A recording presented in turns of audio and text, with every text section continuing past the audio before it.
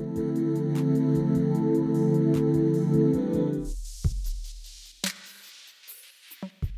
lipoaspiration, comme son nom l'indique, c'est une technique chirurgicale qui consiste à aspirer la graisse là où elle est en excès. Elle s'adresse à des patientes qui viennent vous voir avec un poids idéal, stable, mais chez qui persistent des disgrâces graisseuses localisées.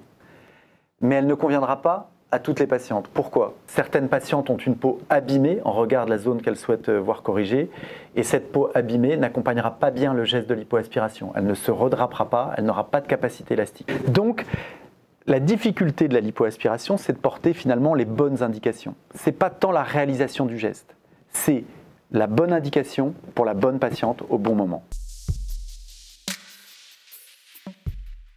La lipoaspiration est un acte chirurgical. Elle se fait sous anesthésie générale, au bloc opératoire.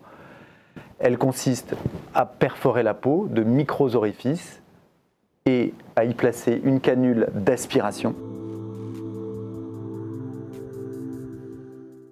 qui va venir de manière régulière, étagée, de la profondeur vers la superficie, soustraire une quantité de graisse. Il est important de respecter en surface la peau et bien entendu en profondeur les structures nobles, vaisseaux ou nerfs.